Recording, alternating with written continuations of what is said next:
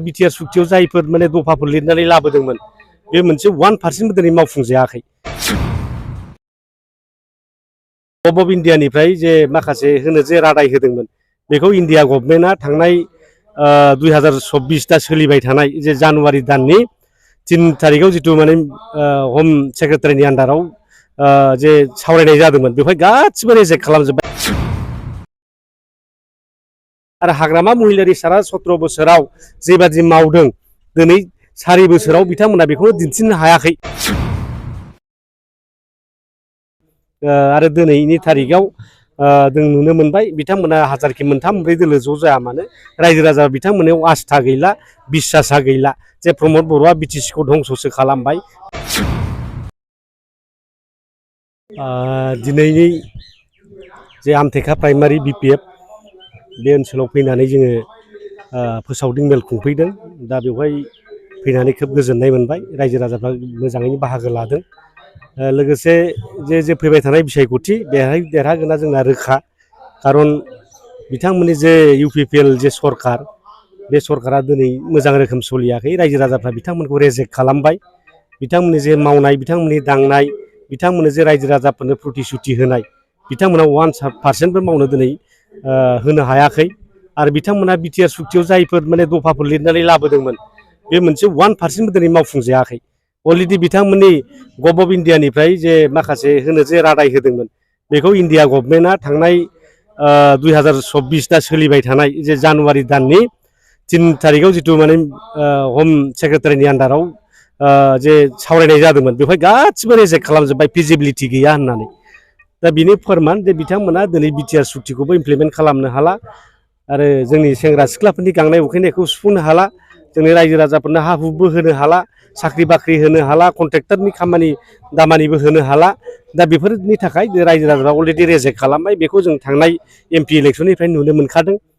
आरो दिनैनि तारिखआव जों नुनो मोनबाय बिथांमोना हाजारखि मोनथाम मोनब्रै दोलो ज' जाया मानो रायजो राजा बिथांमोननियाव आस्था गैला, बिसासा गैला जे प्रमद बर'आ बिटिसिखौ धंससो खालामबाय बेखौ मोनजोब्बाय आरो मालाय। ओंखायनो फैबाय थानाय बे उफ्रा बिसायख'थियाव जोंनि बिजाथि सुद्ध कुमार बसुमतारिया गोबांथार भट लाना देरहागोन।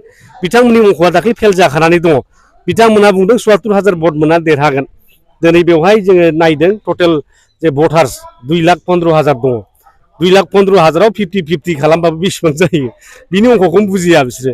दा बेयाव 2,15,000आव खमसे खम 1,80,000 फल जाखागोन। 1,80,000खौ 2 लाख माबा खालामाबो 90,000 भट मोननांगोन नङा होमबा?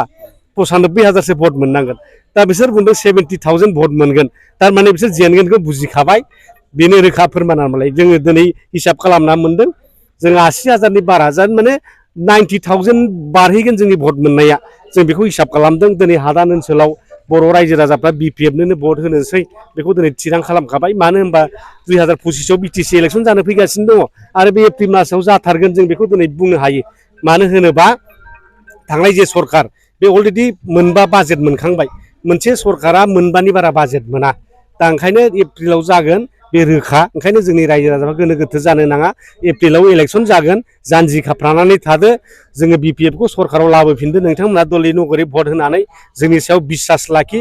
आरो हाग्रामा महिलारि सारा 17 बोसोराव जेबादि मावदों दिनै 4 बोसोराव बिथांमोना बेखौनो दिन्थिनो हायाखै। जाख्ल'नायनि बाथ्रा बुंबाय थायो। दिनै जों नुबाय प्रमद बर'आ माबादि जाख्ल'दों। दिनैहाय भाइरेल जागासिनो दङ नङा होमबा? बिथांमोननि माखासे नेताफोरनि आखल आखु, बिसोरनि आसार खान्थि, बिसोरनि सभाब सरित्रफ्रा दिनै नुजागासिनो दङ। बिसिडिसि चेयारमेननिफ्राय आराम्भ खालामनानै अनेकथा नेता पालि नेताफोरनि बिसोरनि बेबहारफ्रा दिनै मबाइल स्क्रिनाव फैजोब्बाय। बिनिफ्रायनो फोरमान मोनो जे बिथांमोननि जे कार्यकलाप बेखौ रायजो राजाफ्रा रावबो मोनला। बिभिन्न जाथि जनगोष्ठीनिफ्राय खालामनानै दिनै बयबो माने मोजां मोनला बिथांमोनखौ। दिनै अरुण'दयनि नामावबो थगायनो हानाय लामा गैला।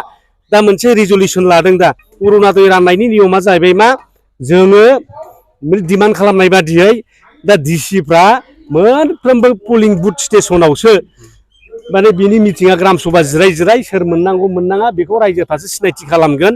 जोंनि लागोआव उमुगा फिसायजों दाख्लैसो गारलायदों बेनो होनांगौ।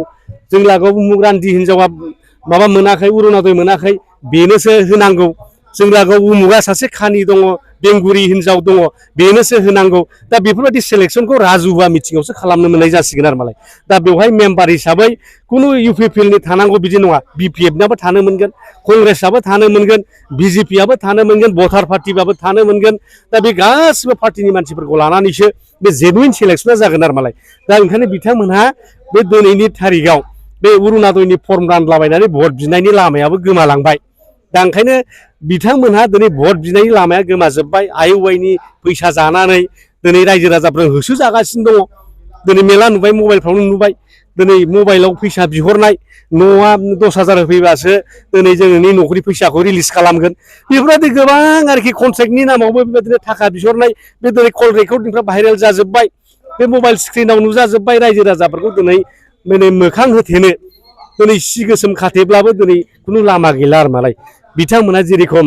जों थांनाय बिटिसि माबा एमपि इलेक्सनाव नुबाय थादों ससमा गोसोम गानहोनाय नङा होमबा थिग बेजों रायजोफोरखौ ससमा गोसोम गानहोनानै दिनै बुरबक खालामनो नागिरबाय थादों बे नंला आरो मालाय बे थुरि गोरानखौ मोसौखौ ससमा हमहोनानै जाहोनाय दिनै बे जुग गैला खिन्थु प्रमद बर'आ खालामनो नागिरबाय थायो राजु नार्जारिया खालामबाय थानो नागिरो दिनै बिथांमोन इउजि ब्रह्म रोनगोरा नार्जारि एबसुनि माखासे नेताफ्रा बे खामानिखौ मावनो नाजादों आरो मालाय मावगासिनो दं जागासिनो दं जों दिल्लीयाव रायज्लायगासिनो दं बिटिआर एकर्डखौ इमप्लिमेन्ट खालामनो जोंखौ खाबु होबावनांगौ बेफोरबायदि बाथ्रा सावरायबाय थादों दिनै 4 बोसोर बारलांबाय एकर्ड दिनै जानाया दिनै स्कुलफ्रा मानो प्रभिन्सियेलाइज जादिया मानो जादिया दिनै नोंथांमोना मानो एनआइटि लाबोनो हादिया दिनै मानो ट्राइबेल इउनिभारसिटिखौ मावनो हादिया दिनै मानो इउएन ब्रह्म दिनै सेन्ट्रेल इउनिभारसिटिया मानो जादिया अर्गानिक इउनिभारसिटिया मानो जादिया स्पर्ट्स इउनिभारसिटिया मानो जादिया दिनै मानो रिजेक्ट खालामजाखो रादाया माबादिमोन नोंथांमोनालाय दिनै बिथांमोना गासिबो गल जाजोब्बाय रायजो राजाफोरखौ दिनै थगायनायनि खुनु लामायानो गैला